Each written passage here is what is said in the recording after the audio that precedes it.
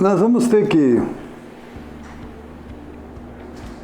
continuar aquilo que estamos dito na última aula, em que a gente afirmou de que há 1500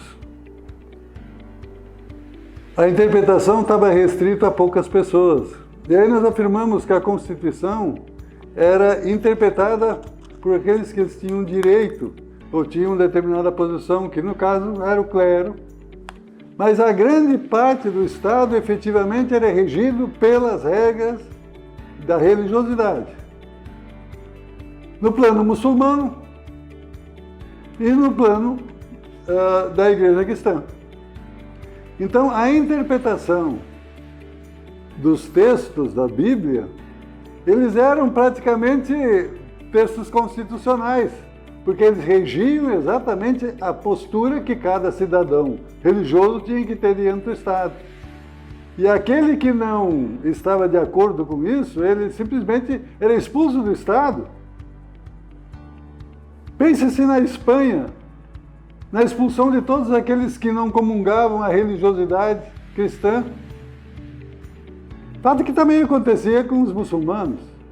Então, quem interpretava a regra superior, que hoje para nós é a Constituição, era efetivamente um núcleo muito pequeno que fazia uma interpretação que era interessante para o Estado.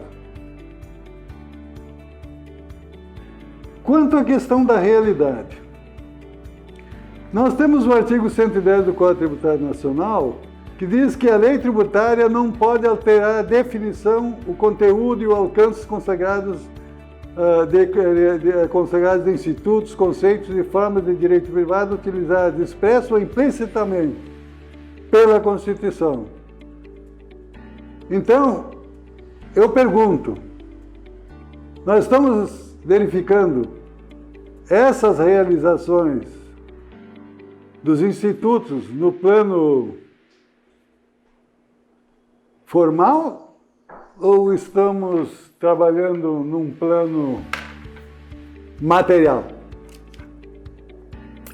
Eu queria recordar aqui o seguinte: quando se visita cavernas na França e também na Espanha, especificamente na França existe uma caverna que tem desenhos que estão postos lá há 6.000 anos, onde estão desenhados num conjunto, nas paredes, uma manada de animais diferentes, 5.000 anos atrás. A gente verifica exatamente a morfologia do cavalo, a morfologia do leão, a morfologia de todos os animais que nós conhecemos hoje. Tudo bem, mas o que tem que ver com isso?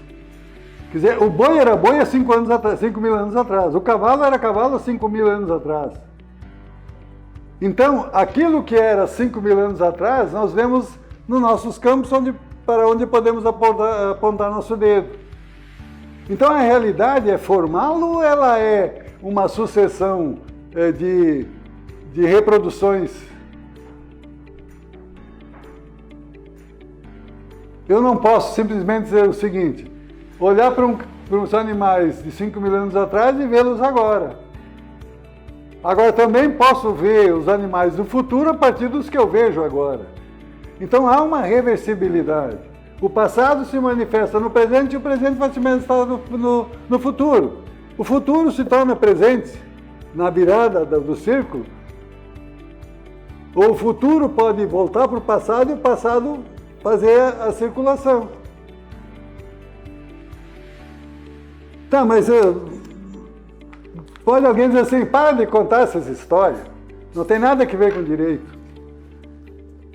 Vamos chegar nas portas de Jericó há 5.000 anos atrás. A cidade existe há 10.000 anos. E vamos encontrar lá, há 5.000 anos atrás, um senhor do deserto que traz 100 ovelhas e 50 50 animais de carga. Tem alguém nos portais de Jericó e diz assim, compra as ovelhas. E aí se faz o preço, o beduíno faz o preço, discute-se o preço e há um acordo. O que nós temos ali 5 anos atrás? Um negócio jurídico, posto pela tradição, como hoje está nas nossas leis e na época era costume, e o costume valia. Compras, ele recebe um valor, o que é aquilo? É receita. É receita de venda.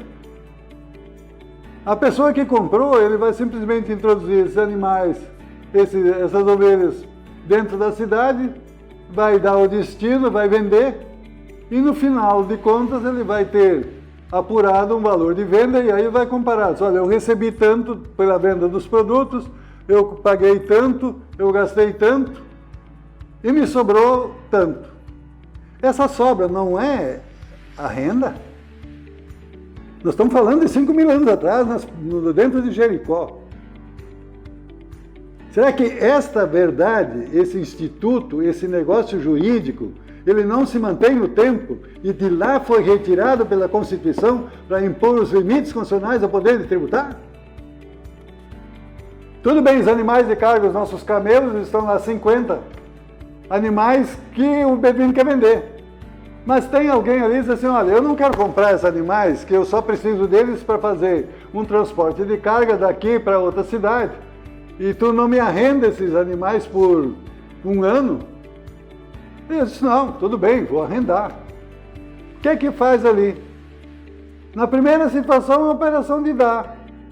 Na segunda, operação de fazer, eu te cedo os animais e tu me dá um valor em troca. Esse arrendamento não é o mesmo arrendamento que nós fizemos quando cedemos um apartamento para alguém hoje nas nossas cidades? Existe uma diferença, só que naquela época era costume, hoje é lei. Não, mas então nós já temos 2 operações aí consignadas há mais de 5 anos como uma realidade específica vivenciada no mundo. Nós não precisamos de uma estruturação de linguagem para hipoteticamente dizer o que elas são. Mas vamos adiante. O beduíno estava com um problema do dente que ele não conseguiu resolver no deserto onde ele trabalhava e ele foi num dentista. Que na época era um pouco rude, mas eles existiam. O dentista fez um tratamento dentário e o beduíno diz assim, quanto custa o teu serviço? Ah, são tanto de moeda. O beduíno pagou e foi embora. Temos outro negócio de fazer, que é prestação de serviço. A minha pergunta é, no nosso contexto constitucional tributário, os pressupostos de incidência tributária nacional não podem ser excluídos desta realidade, que existe há mais de 5.000 anos. E o Supremo Tribunal não disse ainda o que eles são. Porque está devagando, com palavras vazias, formalmente postas. E que o nosso direito administrativo inventa de tudo que é jeito, transforma a despesa em receita, transforma imposto em receita tributável. Então, a nossa crise na interpretação, ela está exatamente posta nesse artigo do Código Tributário Nacional, que diz que nós não podemos nos afastar da realidade. Só que a nossa metodologia, quando se examina a realidade, está simplesmente divagando. Está se afastando da realidade, está inventando coisas. Aí isso não, mas nós estamos trabalhando dentro da realidade, o princípio da realidade. Os alemães chamam isso de Realitätsprincípio. Nós já referimos que na Alemanha a realidade é a realidade. A renda é calculada segundo os princípios contábeis que apuram a realidade. E no Brasil, a nossa contabilidade é relegada para um plano absolutamente secundário e o juiz pensa o que poderia ocorrer dentro de uma empresa. E não é só o juiz. Autoridades fiscais também o fazem da mesma forma. Examinam a contabilidade de uma forma superficial, tiram as suas suposições, as suas ilações grande parte de uma situação real, mas existem situações que efetivamente há meras relações e que, ao ter impostas num processo administrativo, passam a ter cunho de verdade. Por quê? Porque kernelmente se diz aquilo que está estruturado em linguagem é real. Então, a linguagem estruturada de uma forma específica, ela passa a ser real. Então, quem impõe essa questão da lógica, onde a premissa é pensada e não demonstrada, implica numa linguagem estruturada logicamente. Então, nós temos ali a interpretação lógica. Mas esta lógica que nós examinamos lá, a premissa não tem que ser verdadeira? Ou será que ela pode ser meramente imaginária? Se nós examinarmos e dizemos essa premissa lógica, que está posta lá em termos de ocorreu consequência, se ela for simplesmente estabelecida a partir de um princípio de realidade específica, demonstrada, nós terminamos o problema. Mas a nossa forma de pensar dispensa essa realidade. O sujeito está afastado do real. E quem diz o que é o real é o sujeito. Então, dentro dessa nossa situação de exame, nós temos que verificar, e nós estamos fazendo roda, imposto de roda, em torno desse assunto, porque este é um núcleo duro de toda a situação de crise que existe na interpretação constitucional tributária. Por quê? Porque historicamente nós herdamos uma forma de pensar e dela dificilmente nós vamos conseguir abrir mão. Mas a ciência tem que chegar na realidade. A ciência tem que chegar naquela situação em que há 5.000 anos o beduíno estava. Então o nosso retorno não é uma situação de Aristóteles. A nossa situação é uma realidade que existe há muito tempo dentro das negociações e dentro dos negócios. Não, mas aquilo ali era uma situação absolutamente primária. Os negócios que eram feitos naquela região eram grandes, os sistemas de comércio funcionavam e os sistemas de comércio, mesmo a partir de conceitos históricos, eram impositivos e simplesmente a estrutura social funcionava. Nosso problema hoje é a questão imaginária. Então vamos ver o que nos diz aqui